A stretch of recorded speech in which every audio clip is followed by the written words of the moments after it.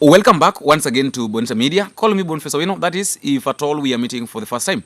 And also, please don't forget to click the subscribe button. You can also like, you can share, you can drop me a comment in the comment section. Tell me what you think and where you're watching these videos from. I normally say that if you're within the country, tell me which part of the country you're watching from. And if you're outside the country, you can as well tell me which country you're watching, or you can drop me the flag of the country where you are at the comment section so that I can as well know where you're watching this video from. Now, before I get into the discussion, because there is something very crucial that I would like to talk about. I traveled. As you can see, there's a change of environment. I'm outside. In fact, I'm under a tree. I'm at home. I told you guys that I have a funeral. My grandmom passed, and the burial is this weekend. So I had to rush. I had to come. I was to come here. I was to arrive yesterday during the day. Yesterday actually, but I didn't make it because of the way I was feeling. I told you.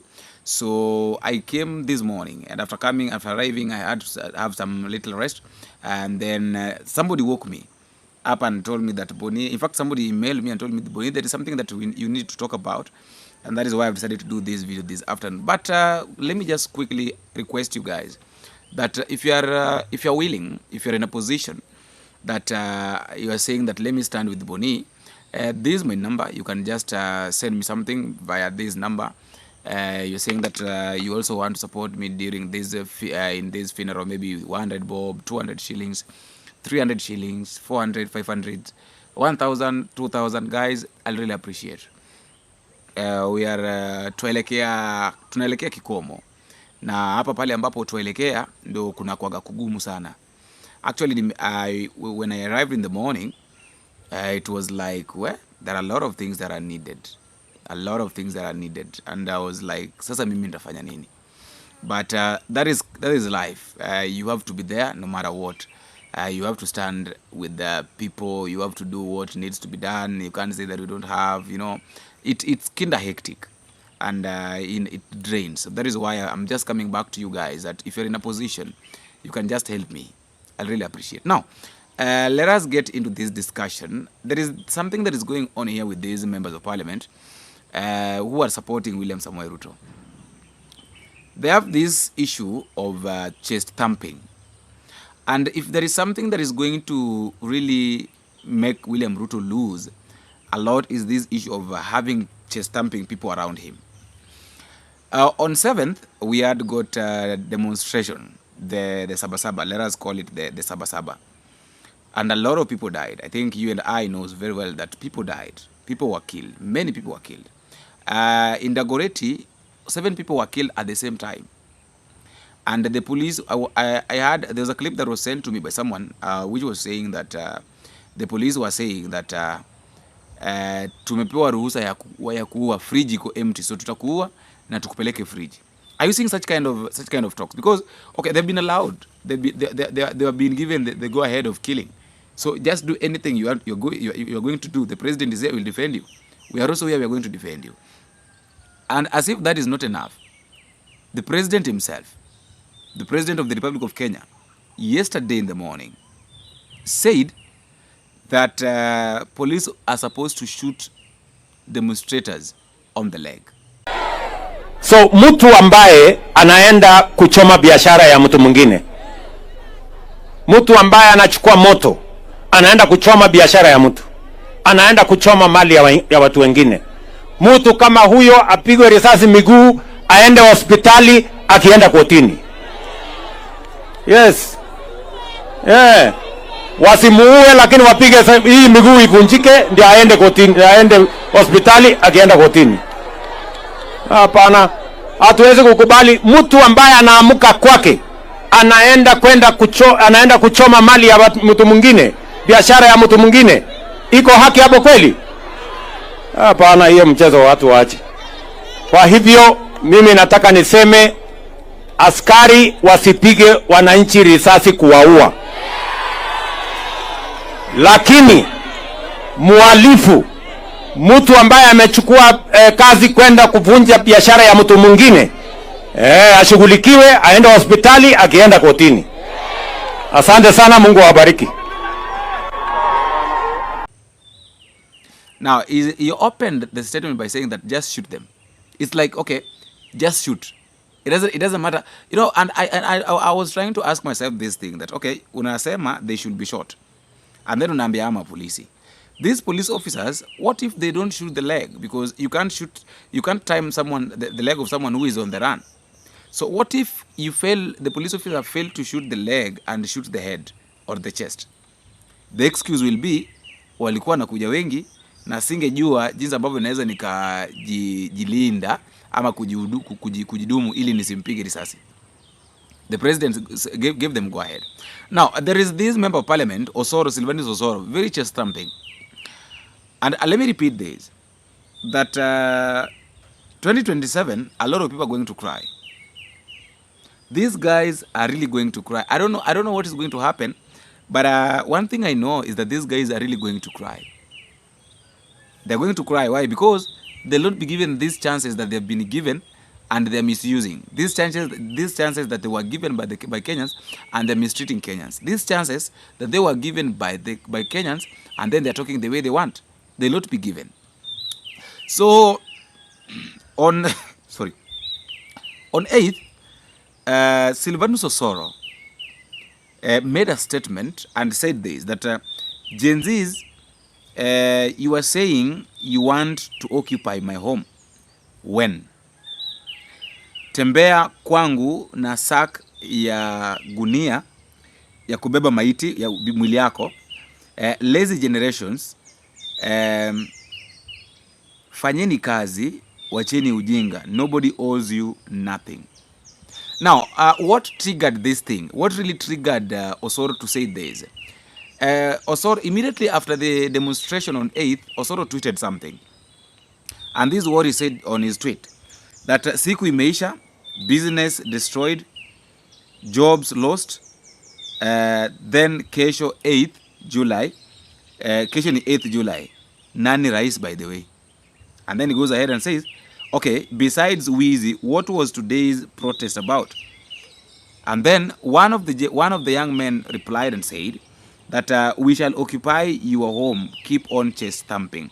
This is what now triggered Sylvanus Osoro to show us his level of stupidity by telling us that when tembea kwangu na sack ya kubeba mwili yako, lazy generations, fanya kazi, wacheni ujinga, nobody owes you nothing. And imagine this one is a leader. Remember Kimani Chungwa, the way he was saying that and those are leaders. You know, so what is normally funny, I normally find it interesting that the people that do these things are leaders. People maybe that you didn't expect to do such kind of things, they are doing them. They don't even care about anything. They don't care. They don't care who is watching them. They don't care who is listening to them. They don't care whether they have children, whether they have good people who are seeing them as role models. So if the president says that police are supposed to shoot young people on the leg, Murkomen says that people are supposed to be shot. If you are seen 100 meters away from police station, approaching a police station, dead. And then there is this video that I wanted to watch. I think I mentioned, I talked about it yesterday, but let me talk about this way. Now this video says this. The police officer, let me assume that it's a conversation between an officer and Murkomen or the president. This is what the officer is saying. That Bwana CS, hawa vijana tunaona wanakaribia police station, tuwafanyeje? And then Murkomen says that wakija wengi mwapige risasi na msipige wa kuacha uhai, waue. And then the police officers replies and says that na baada ya kuwaua si itajulikana kwamba ni sisi ndio tumewaua. And then Murkomen says that wewe usijali, kitu ambacho mkifanye nyinyi muue, tutawatetea kotini. Alafu polisi anauliza Murkomen, alafu miili yao tupeleke wapi? And then Murkomen says that after shooting them, chukua mwili upeleke police station, alafu useme ya kwamba walijiua kule police station. That is why now you are seeing the body being dragged, being taken to the police station. You know, such kind of, this is the government that we are living in. it really pains. And I asked that when you give birth to a child as a mother, whenever you give birth to a child or a father, what is normally your expectation? Do you expect to bury your child, or you expect your child to bury you? Who is supposed to bury you between a child and a mother, and between a child and a parent? Because according to me, I believe and I know that the person that is supposed to bury the other is the mother is supposed to be buried by the child. But right now, during this reign of William Samoei Ruto, things are different. It is the parent that is burying the child.